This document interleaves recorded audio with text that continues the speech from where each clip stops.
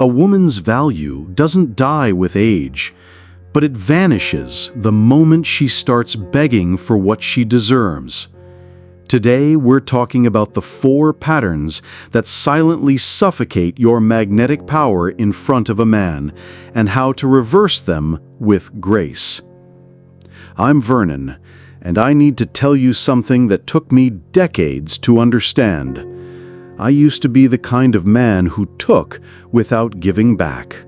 I benefited from women who gave too much, accepted too little, and believed they had to earn love instead of simply deserving it. My wake-up call came during my divorce. Suddenly, I was the one begging for crumbs, overgiving, accepting emotional leftovers just to feel wanted. That's when I realized what I had been doing to incredible women. Now I help women over 60 reclaim their dating power. Women who've been told they should be grateful for whatever attention comes their way. Before we dive into the first pattern, take a moment to like and subscribe. This is for women who refuse to become invisible, who are ready to walk into any room and have men lean in, not because of desperation, but because of presence. So, let's begin with the first pattern, which steals your power in the first 30 seconds. Most women don't even realize they're doing it, but once you see it, you can never unsee it. 1. The overgiving trap. When love becomes self-abandonment. She gave him everything. Her time, her energy, her dreams. And slowly, she disappeared. This is the overgiving trap, when love becomes self-abandonment. Carl Jung once wrote, "The most terrifying thing is to accept oneself completely." For women who overgive, the terror lies in accepting that love shouldn't require them to disappear. Overgiving operates on a fundamental misunderstanding of value exchange. When something is abundant and freely available, basic economics tells us it becomes less valuable. This principle applies ruthlessly to human relationships.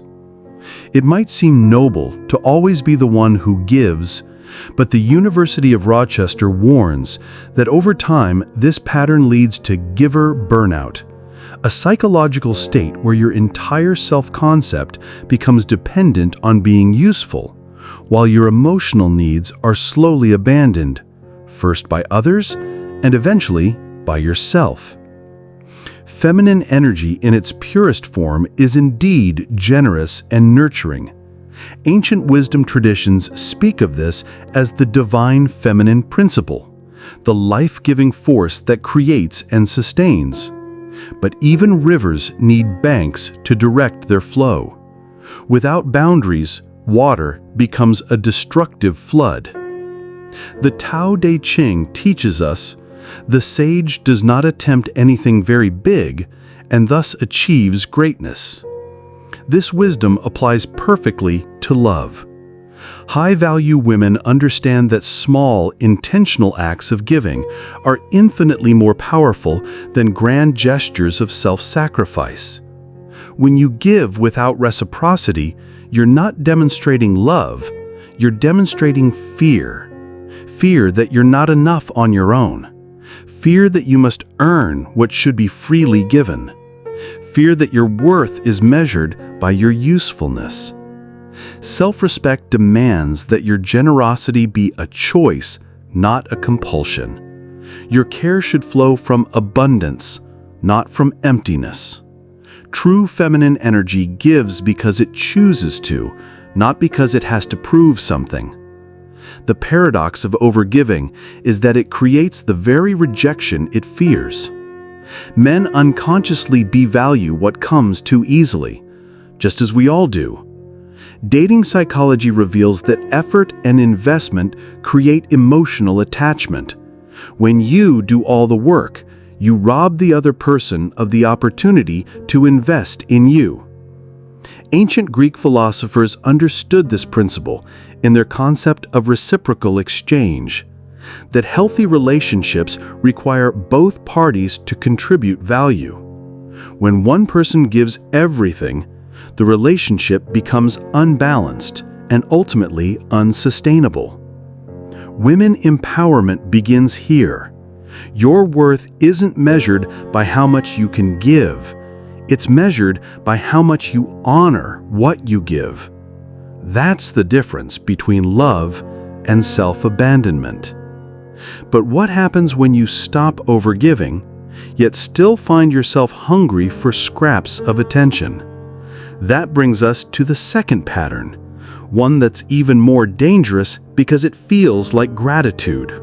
2. The bare minimum acceptance when crumbs feel like a feast.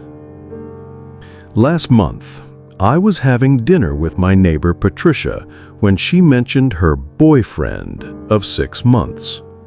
I put that word in quotes because what she described wasn't a boyfriend. It was a man who texted her when he was bored. "He's busy," Patricia explained when I asked why they only saw each other once every 2 weeks. "He has a demanding job." But then she mentioned he found time for poker night twice a week. He found time for his golf league every Saturday. He found time for his buddy trips and his hobby projects. He just couldn't find time for her. Patricia was accepting the bare minimum and calling it love. She was mistaking attention for effort, availability for investment. This reminded me of a painful period in my own life. After my divorce, I was so desperate for companionship that I accepted breadcrumbs from women who barely acknowledged my existence. I convinced myself that any attention was better than no attention.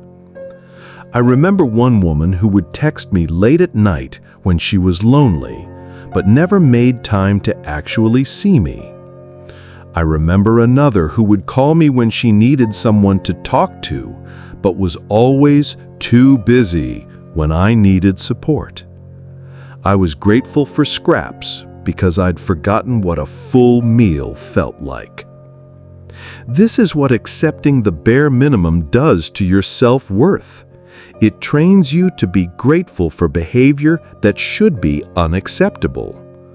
It teaches you that your standards are negotiable. Dating psychology tells us that people value what they have to invest in. When someone can have access to you without effort, consistency, or genuine care, they unconsciously devalue that access.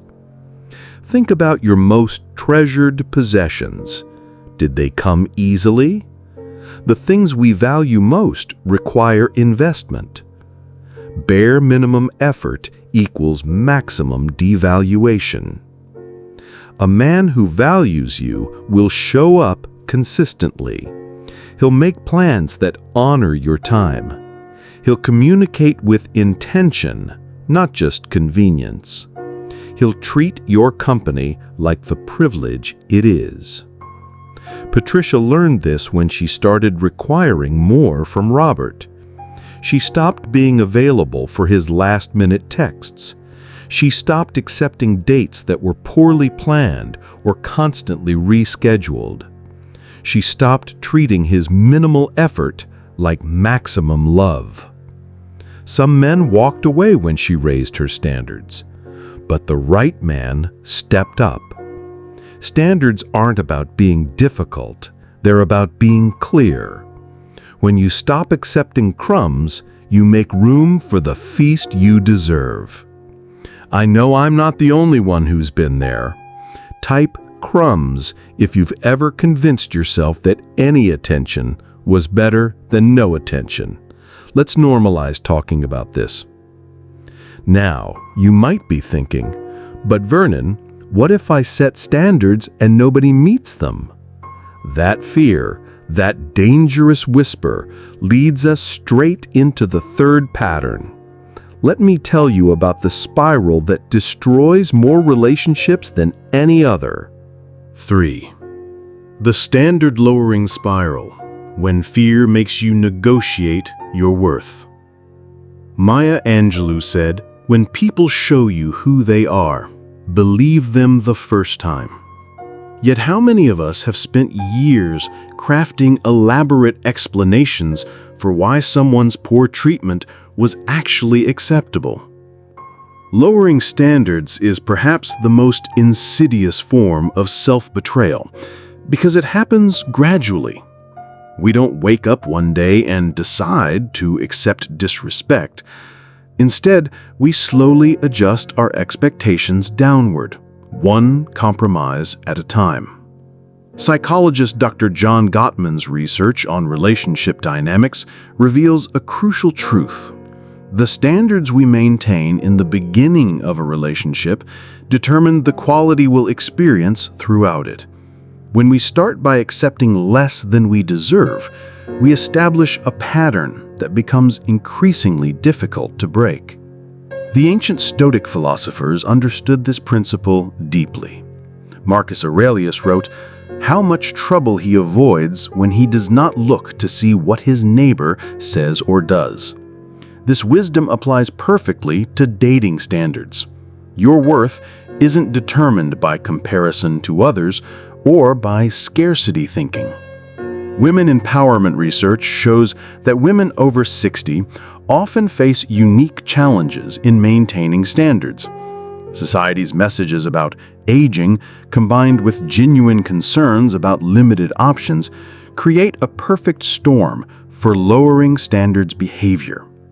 Viktor Frankl, a Holocaust survivor and psychologist, discovered that even in the most extreme circumstances, humans retain the power to choose their response to any situation. He wrote, "Everything can be taken from a man but one thing, the last of the human freedoms, to choose one's attitude in any given set of circumstances." This applies powerfully to dating after 60. You always have the choice to maintain your standards, regardless of external circumstances. Confidence matters more than companionship, because confidence attracts quality people, while desperation attracts people who exploit desperation. The energy you project determines the energy you receive. Buddhist philosophy teaches that attachment to outcomes creates suffering. When you're attached to being with someone, anyone, you lose the power to choose someone worthy. Emotional intelligence means understanding the difference between being alone and being lonely.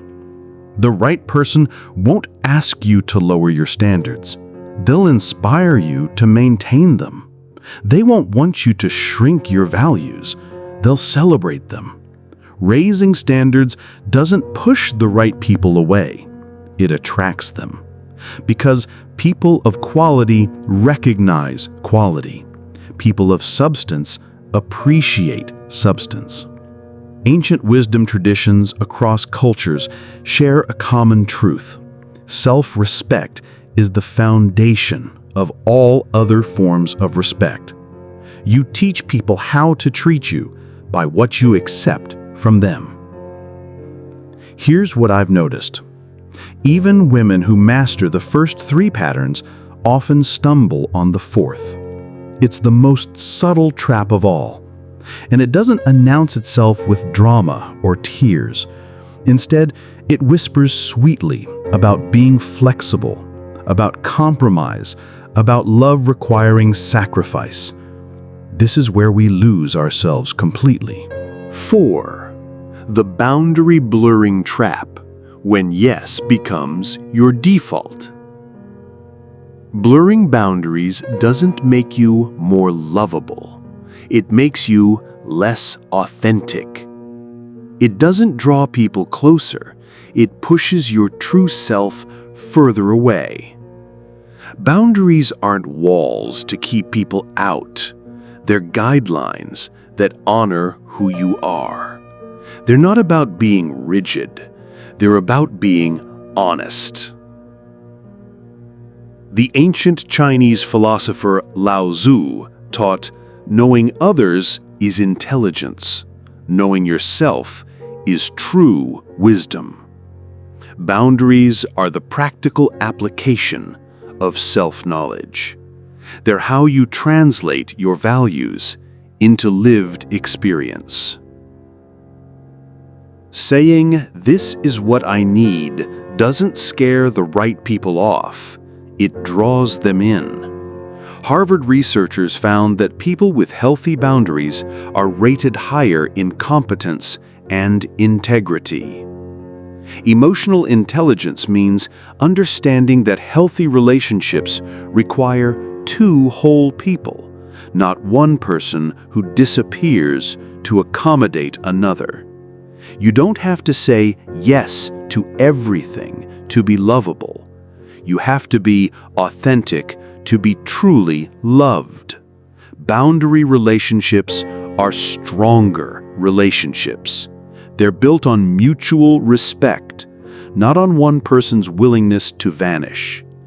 Stop seeking validation through accommodation. Start seeking connection through authenticity. 2 months ago, I watched my friend Dorothy transform from a confident, vibrant woman into someone I barely recognized. She'd started dating again after being widowed, and suddenly she was saying yes to everything.